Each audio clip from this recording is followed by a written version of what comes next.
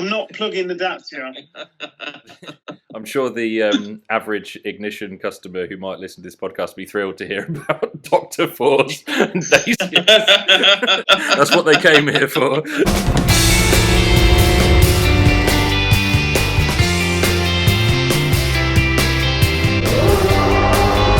Been a pretty rocky start to our road trip. At least it has got a name though, rather than just a number. That's true. But it has got a number as well. Oh, good.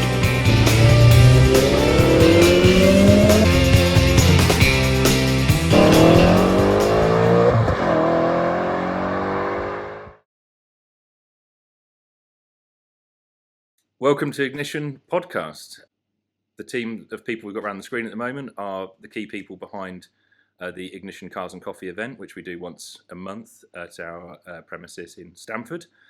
And we've put together a bit of a podcast because, you know, we always just talk nonsense about cars all week.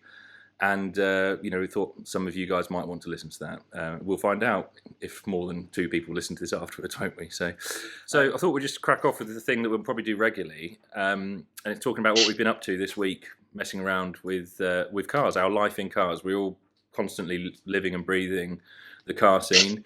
So it's just a bit of a chat to find out what we've been up to. So Ed, what have you been up to in cars this week? A fairly quiet week with cars for me. The BMW's been in my garage, which you'll all be pleased to know. You're getting ready to sell it? Various issues, brakes, electrical, and the Corrado has had some slight electrical issues where I've been trying to sort out the indicators because they've stopped working down one side of the car. So, or some new relays and stuff. So that's me this week, I think. Mainly working on or getting old cars fixed, basically. Pretty much. Constantly broken old cars. Might be a running theme, mightn't it, between us? Yeah. It might, yeah. What about you, Phil? I mean, you've just got back from holiday. Have you had much car exposure this week? Well, it's quite interesting to note that over on my holiday destination, cars are not regarded like they are in the UK. You know, they have no real interest in them. I didn't see anything of any interest, especially not my hire car, which was a thing that was called a DR4. Dr. Ford. So having driven it for a week, I had to try and work out what this car was. And there's lots of components from other vehicles badly put together, especially the gearbox. I think the gearbox of this 47-year-old Porsche is probably better than the DR, which has its origins somewhere in China. And I don't recommend anybody to buy one. It's Chinese, is it? Yeah. I think it's based on, I've got it written down here, a Chery Tiggo.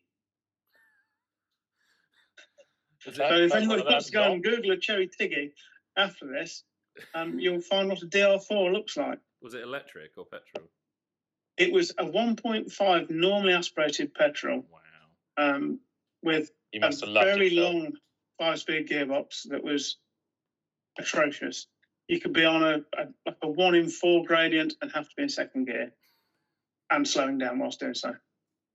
Good sales pitch for electric car then. No, not electric, Chinese car. Just like. Oh no, so you've changed, haven't you, Lewis? All electric now. No, I meant Chinese car. I mean, me and Chris would never have electric cars. No, of course not. No, not at all. I mean, it's depressing. I feel like I am the odd one out now, not actually owning an electric car. Yeah. Wise man. We'll get stoned by the Ignition customer base if they realise the truth.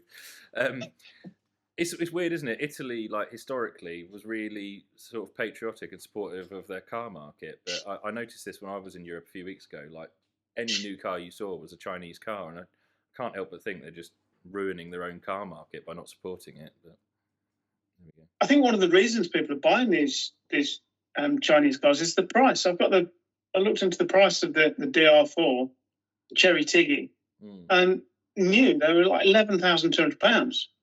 If you spec'd it up and had some real fancy luxuries like a radio that works and things, it's £15,000. But for a brand new car, it's nothing, is it? You can't buy it. How's that compared to a Dacia? I think they're Dacias have gone through the roof, really, with pricing. They started out originally at like 7,000 for a brand new car, didn't they? And they're now £20,000 plus. But they do seem to be a good quality car now. Yeah. There we go. I'm sure. I drove a Duster back from Scotland. Great car. I'm not plugging the Dacia. I'm sure the average Ignition customer who might listen to this podcast will be thrilled to hear about Dr. Force and Dacia. That's what they came here for, definitely. Back to Ferraris. Yeah. Well, yeah. It's more realistic for us, I suppose. All right, to try and balance it out, I'll talk about what I've been up to this week a little bit then. Nothing that much interesting, really, but I was on holiday last week and I drove out there and back. It was an electric car, so we won't talk about that too much.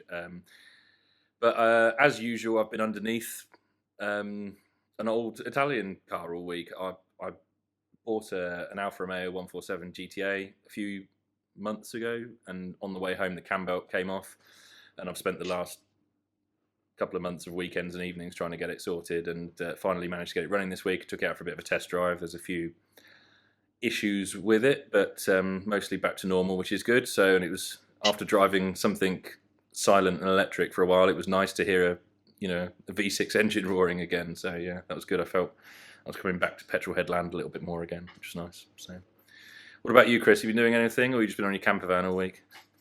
Camper van, which you wouldn't think a radiator fan would cost over £1,000, but that's what a new one will. But figured out how I can get a cheaper one. But pretty much it's weed kill around the Nissan 350. Yeah. It will move again eventually. You finished gold plating the bumpers first on your camper van, or not quite that bad yet. Very good. Okay. Well, me and Ed were talking the other day, and we both watched the recent Harry's Garage video. I'm a bit of a Harry's Garage fanboy, and on the video they had Harry and Jeremy Clarkson discussing what's happening with new cars and why they're less interested than ever. In the latest cars. I think Clarkson quit doing the Grand Tour because he just wasn't interested in new cars that were coming out. And they had a really interesting discussion about peak car. And they came to a conclusion that they thought the best cars were made around 2015. And when me and Ed were talking the other day, we thought that was a bit far out from, our perspective of it. So I thought that's probably a good conversation point. So Ed, when do you think peak car is? What do you think peak car is? What do you look for? How would you describe that? I mean, I think for me, peak car is a fairly wide window.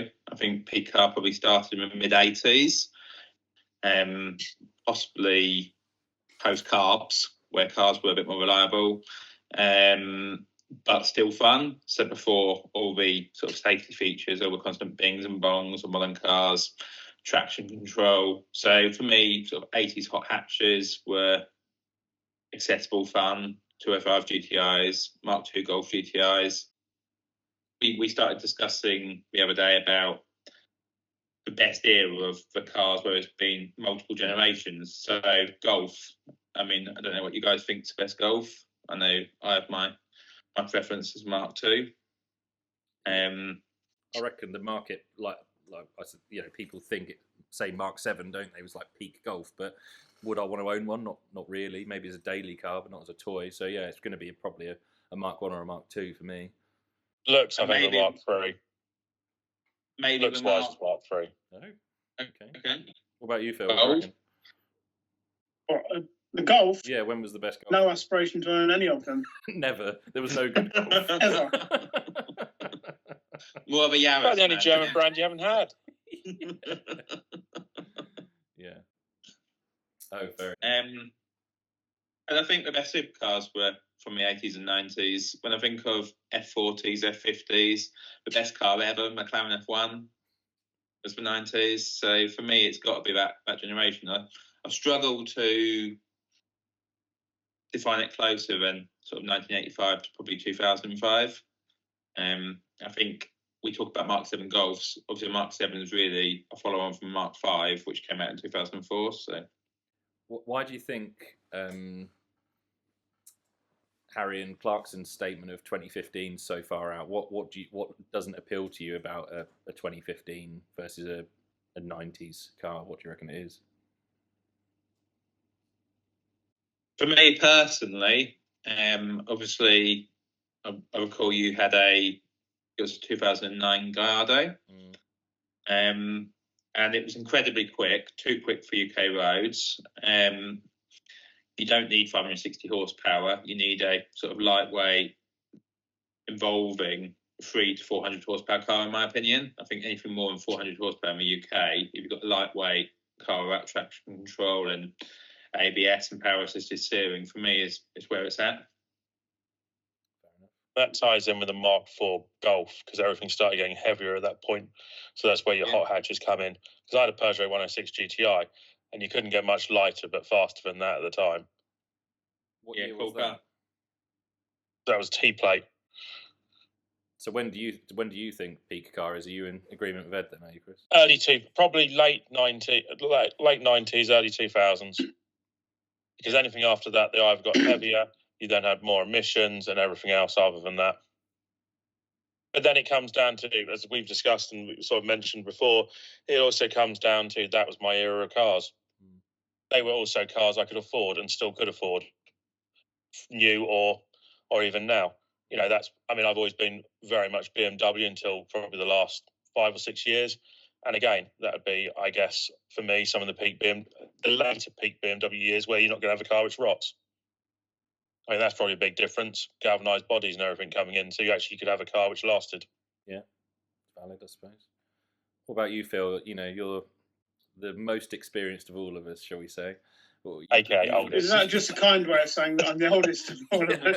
You've lived through the generations. Which was the best? I agree with Chris on his view that it's very subjective as to what you could afford. And over my time, I've been mainly BMW. So I've had an M2, M3, and M5.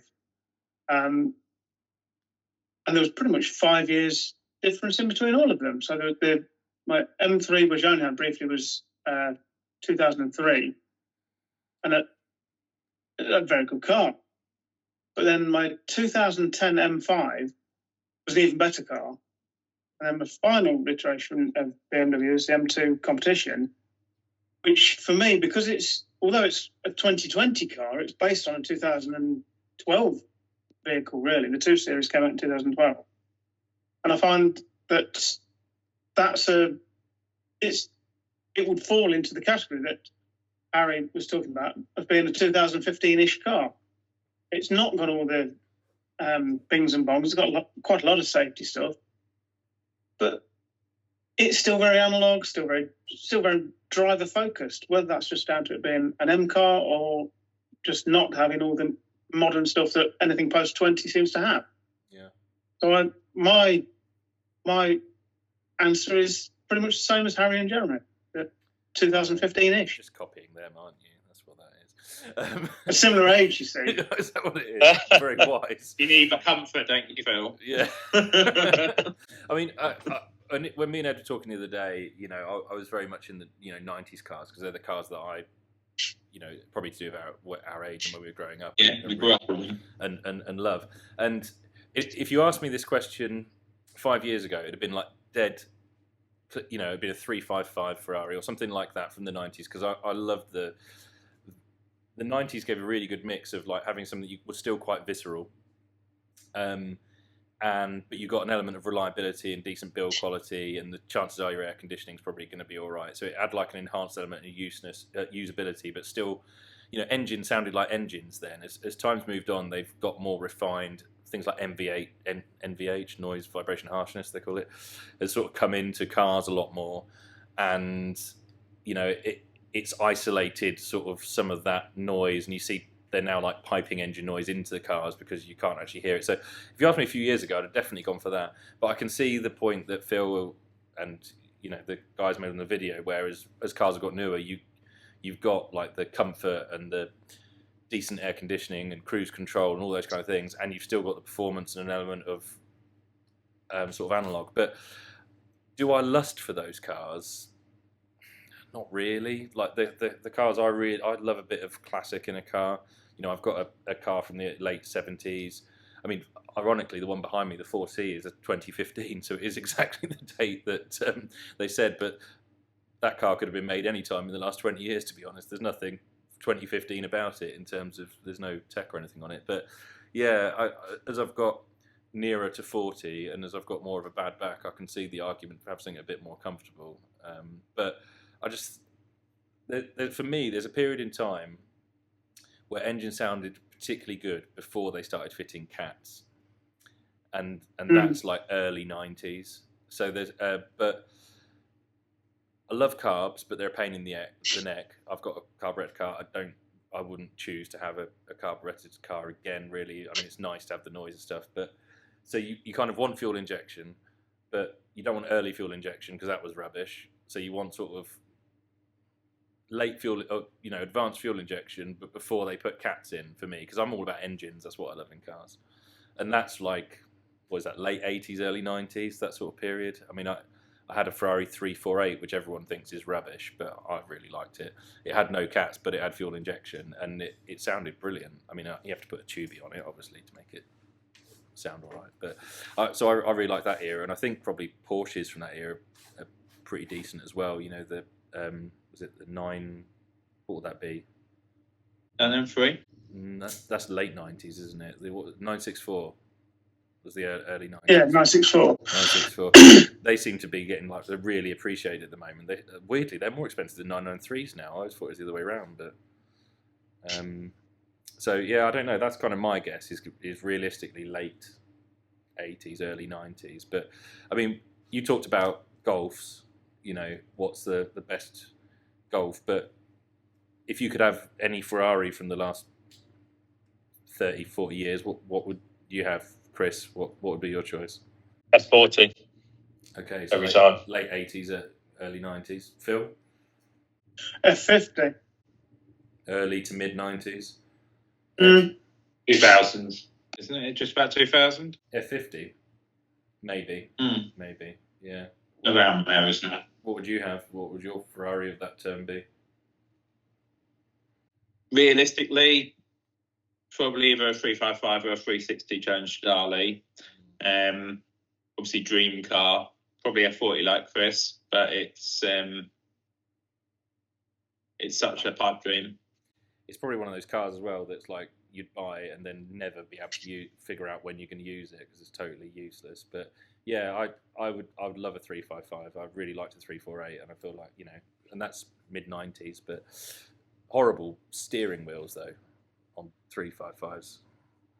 You need a pre-airbag, don't you? Yeah, an early one. I guess that's the problem with going late 90s and early 2000s. They've all got god-awful steering wheels, haven't they? I was looking at 993s earlier for sale. Have you seen like what the airbag steering wheel on a 993 looks like? Horrible. It's like the 944s are pretty awful. The Porsches, obviously looking at 944s, they're pretty awful. Well, they would be pre-airbag, weren't they? But like, I guess, I don't know what did 968s have airbags? I don't know.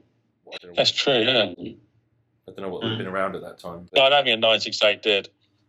They were early 90s, weren't they? So they probably just caught 4 airbags. But 968's a cool car that you don't see enough of, isn't it? They're pretty sweet. We had one at the last iGNiTiON event, and I think they've got peak steering wheel in them actually, which I don't want to steal a subject from a future event, but their 3-spoke sports steering wheel is like, yeah, that's peak wheel for me, absolutely. So, okay, well that's interesting. So we're Phil's sticking with 2015 and agreeing with Harry. However, I'd just like to interrupt you there and say that I do get more enjoyment out of drive my 47-year-old car sometimes. It's super convenient to go out in my 2020 car, but to go out in my 1978 car is wonderful. Especially now it's working properly.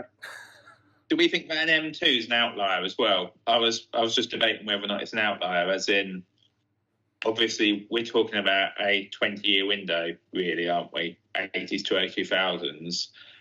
There's obviously cars on either end of that, your Porsche and your M2 are on either end of that. I think there's always going to be outliers, but I think, for me, core cars, when you look at the sort of more mainstream stuff especially, it probably sits for a much year window.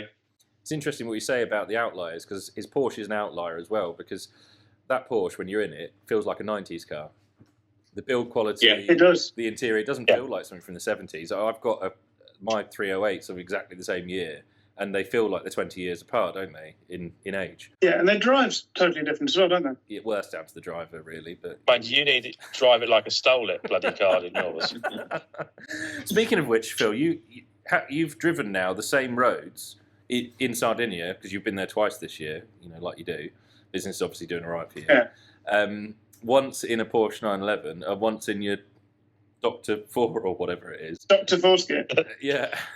How do they compare? You could do a back-to-back review, couldn't you, of comparing the two cars? I wouldn't know where to start. You can't compare the Dr. Foreskin with anything else on the road. The back-to-back comparison, really, we should have got Macaulay in, was to talk about the Fiat Tipo, because that's what he had in Sardinia, and that would be a good. I wish I'd have had a Fiat Tipo. Do you? You long for the Tipo? Really do, yes. Or even a 500 or a Pandino. Yeah. Just not a Dr. 4. Okay, bear in mind. Cool. Okay, so moving on then. Something that I think all car guys do, and we certainly do a lot, is spend all of our time looking at cars for sale. We're always justifying to ourselves, thinking about, if I sell this, or if I did that, or, what could I get? So what we've been looking at this week, I guess, is a question. Chris, you've been looking at anything? You've been window shopping? 944, as everyone here will know, but it is window shopping at the moment. In fact, getting 944, there seems to be suddenly very few 3 litres on Auto Trader. I seem to have missed the window. There was a few last week, which I possibly should have maybe gone and had a look at, but there's nothing this week. And the only other one is for a friend. He's interested in a Vanquish, so I think it's more of a pipe dream, but I might end up this weekend going to have a look at a Vanquish for him. Sounds fun. So we'll see. So you specifically want is it an S2 3 litres then for? That's where I've sort of set my sights on. But to be honest, I need to drive one. I need to get out and actually drive one and actually go. Do I actually want to get? Well, I could quite happily give up my 350 for it, but long term, is it what I want? Because unlike you, Lewis, I don't change every week. I'm a bit more committed. I've slowed down recently because what happens is if you buy cars that are always broken, then you can't sell them. So you end up. Yeah, well, I try not to buy broken cars, so I don't buy Italian. I don't buy them broken; they break on the way home. That's because you buy Italian. Yeah, it's part of the problem. At the last Ignition event on Saturday, there was quite a few there wasn't.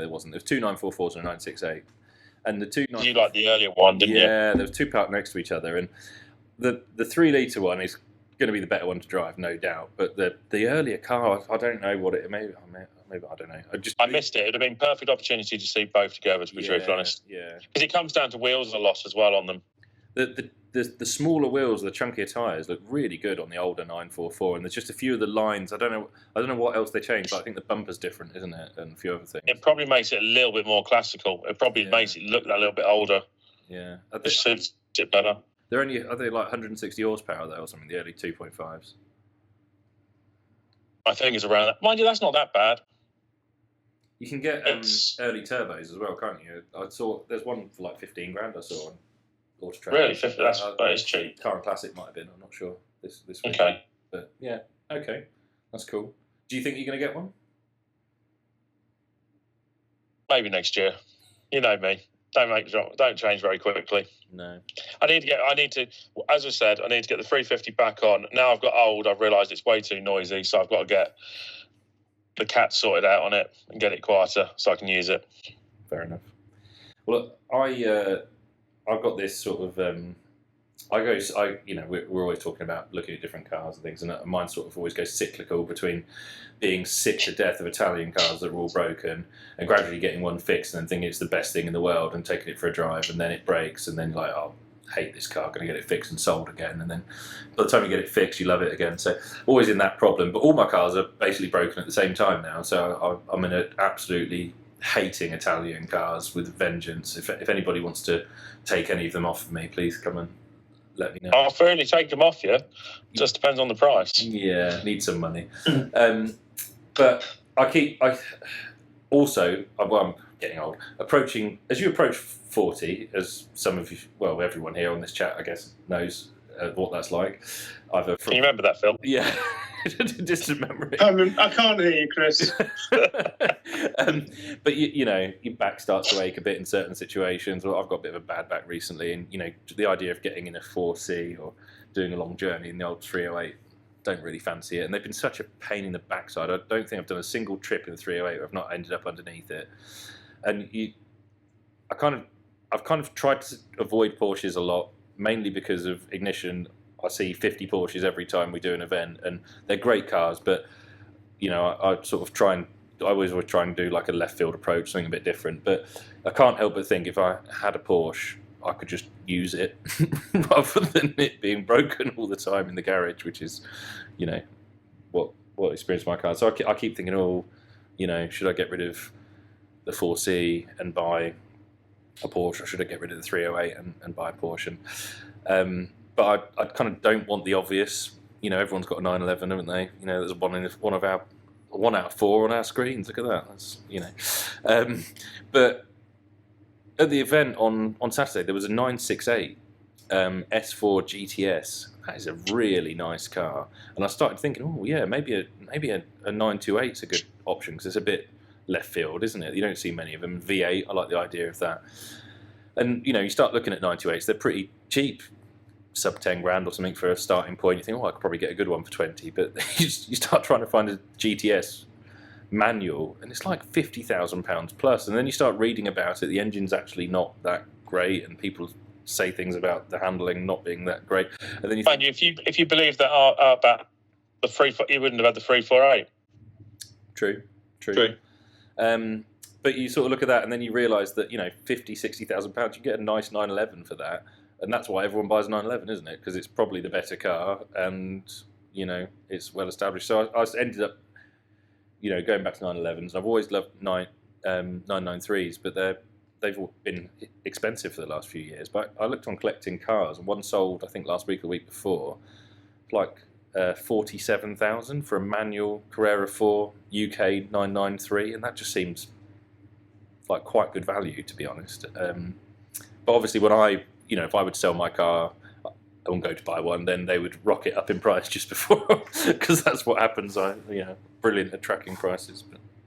But yeah, so that's what I've been winning. I think the 996s are going to start increasing in price very soon, because there just seems to be an unbridled passion for them all of a sudden, even though they're probably the ugliest 911 ever made. Apart from but they are getting to be quite popular. Yeah, the 996. Yeah, you're right. Yeah. What about you, Ed? Have you been? I've been looking at 996s this week, actually. As always, bit of a dream. I started off looking at budget 996s, so sort of £12,000, and then I started looking at ones which had I think it's Hartage engine rebuilds, which seems to be more like sort of 18,000. I looked at a TBR Chimera for sale in Glasgow this week. That's a new thing for you, isn't it? Yeah, I like to look at a Chimera I'll never buy. I think it sold for just over £6,000, non-runner, and I was tempted, but I was actually referring to you, Lewis, so I missed the auction, but I wasn't going to buy it anyway. So.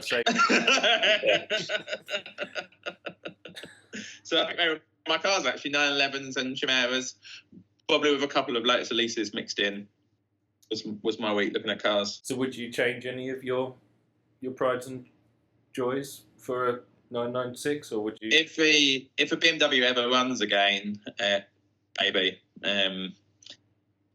As I think everyone in this room knows, I'm limited by parking, so I've got to try and keep to 4 or less vehicles, and I've got a work car as well. So I need to get the BMW sold, but it's permanently broken. So once that's sold, maybe something else will come. Is that the E46 3 Series coupe that we don't? Convertible. Everyone likes a 4-seater convertible. It's the peak in the range.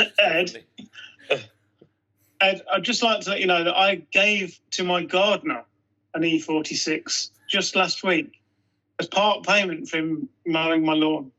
Oh, why don't you give it to That's me? how much E46s are worth now. I feel like I've loved that. No, I think I do like the 3 litre in mine, and it's obviously a manual, so I know it's tragic, but I enjoy being tragic in it. So That's good. When it works. yeah, I've done 500 miles between MOTs in it, so it's obviously gets used a lot. So, But if you're only doing like a 2-mile road trip from your house, then that's all right. That's quite a lot of trips. yeah, that's it. I use it once a week. Yeah, it was 4 road trips last year. Okay. What about you, Phil? You been buying anything? Well, having driven the Doctor 4 for a week, I've had to look at cars constantly, albeit whether it be on the internet or in magazines or in car parks, just anything to take my mind and my eyes away from the Doctor 4. Yeah. And one I've been looking at in particular is obviously another Porsche. Right. That's what you need. Just one Porsche isn't enough in my life. No. But it does fall out of the peak car era because I'm looking at something 2018 to 22, and that'd be a Macan. But then if I can raise some extra money, it will be buying the new 2.9 GTS, just because it's better than an electric one. Where does the group sit on SUVs? Are we pro SUV or anti SUV? Happy wife, happy life. She wants an SUV. That's the first time I've ever heard You can't you argue say that. Phil. It's you want an SUV. That's the first time I've heard you say that. You want the Porsche. Oh, she'd be happy with probably a Doctor 4. Happy wife. But I'm not having a Doctor 4 on my driveway. As you know, I've taken a lot of criticism for this. I recently got a Taycan as my daily, and I came out of an Alfa Romeo SUV, and I make a noise every time I get in and out of the Taycan. So that's the benefit of an SUV. You just sort of slot into it, don't you? And they're a bit more comfy. But I get why everyone hates against them in the car world. There's nothing dynamic about them, are there? They're a bit unnecessary. No. Well, even the 2.9 GTS, which is supposed to be the best one yet, is only it's 400 and something, 430 horsepower, but it's well over 2 ton. Yeah. So it's not going to be the most sprightly car on the road. And they're not actually a big car inside, are they? So 2 tons for No. A big hatchback, basically, aren't they? So Yeah, without a heated steering wheel as an option. Really? Or radar cruise. Don't talk. They're about so Porsche underspec. Don't talk. Yeah, who'd want those in a Porsche? Yeah, don't talk about Porsche options. They're not. Anyway, we all like 80s cars, so we don't obviously like heated steering wheels. No. Radar cruise control. Who wants that? We've definitely not got one in our dailies. Well, some of us haven't. Poor you. Cool. Okay. Well, good. So let's just do a round of any other business then. Is there anything else you want to talk about before we go? Ed, you got anything you want to talk about?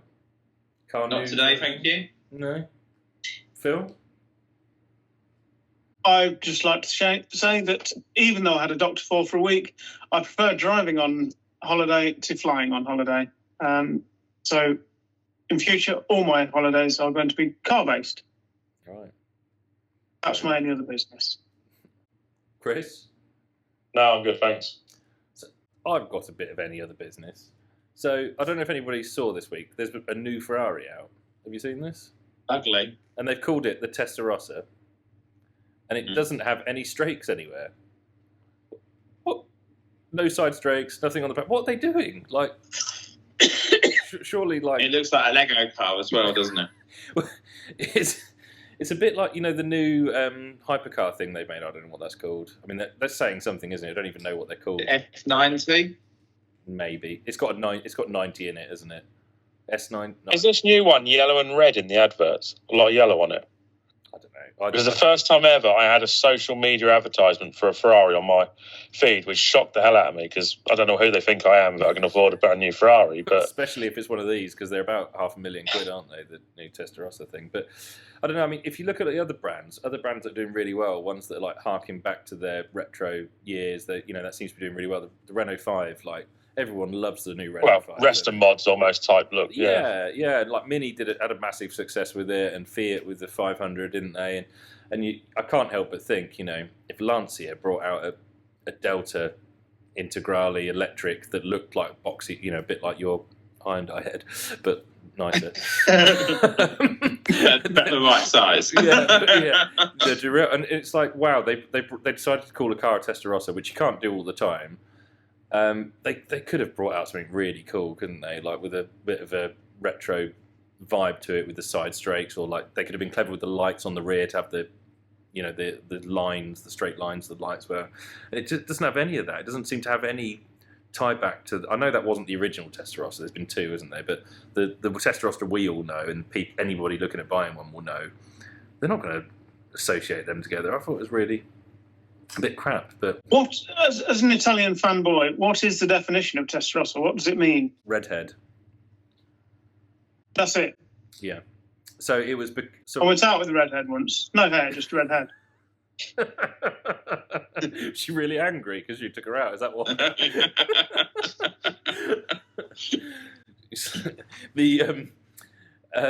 No. So what it was when it was I think a 50s race car, and they painted the valve covers red, so they called that model the Testarossa.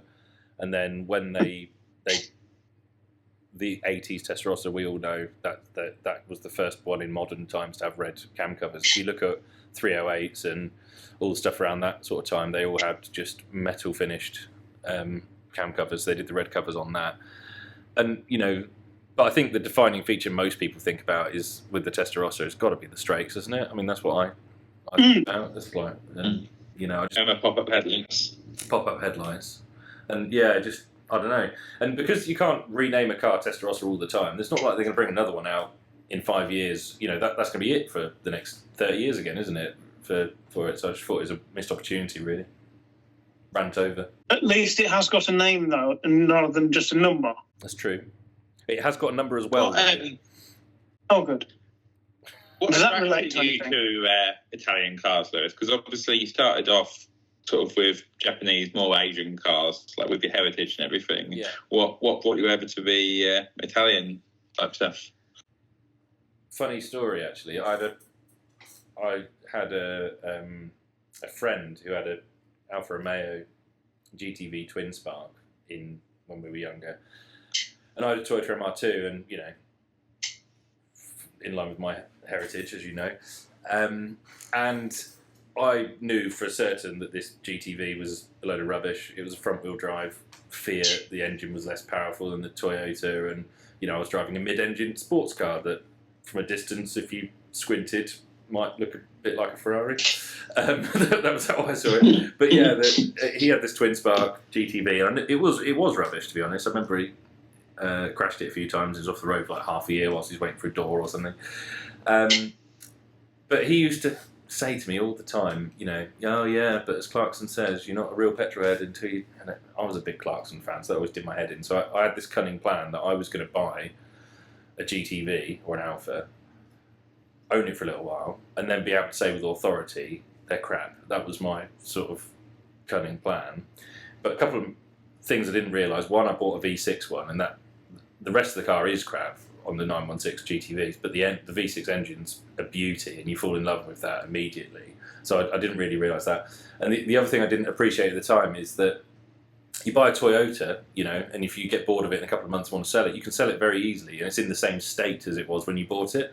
You buy an Alfa Romeo, on the way home something breaks, you get that fixed, something else breaks, two things break whilst you're waiting for the part to come, and it's basically never fixed. It's never in a saleable condition. I like to sell a car where everything's working, and it just never happened, and I've still got it, like 12 years later or something, still got the car, because it's never been everything fixed enough to sell it. And in that time, you build like some kind of dramatic relationship with the car. What's that thing called where you start loving your hostage takers? Yeah, it's like an abusive relationship, isn't it? Some sort of syndrome, isn't it? Yeah, Stockholm syndrome or something like that. It sort of becomes, and you end up with this weird, sort of strange relationship with the damn car. And then I sort of tried a few other Italian cars, and you end up not being able to sell them easier, and you sell them either because they're always broken. And and then when you do fix them, that brief moment that it's fixed, you're like, this car's fantastic, it's the best thing ever. I'm not selling it now, and then it breaks again, and you want to sell it again, and you just go on like that with endless cycles. So that's how I got into Italian cars. They're just and I hate them all at the moment. Is there no therapy available? Well, I thought that was the point of course there is. Porsche. Porsche therapy. Yeah. Porsche therapy. Well, I thought that was kind of the point of this chat, really. It is kind of therapy, isn't it, to help us deal with our problems in life. So, very good. Anyway, time's running away with us, so better draw that to a close. But thanks for anyone who watched it, the one or two people that might do. Sorry if it's appalling, but we're trying, and we'll if you keep watching it, we'll keep making them, and hopefully eventually we'll have produced something that's really good and you guys want to listen to. We're going to do this on a regular basis, so there'll be another one out in a week's time. If you liked it, please comment, share it, subscribe it. It'd be good to get it out there into the world. And until we see you again next week, that's bye from me. See you guys later. Bye. Thank you. Goodbye.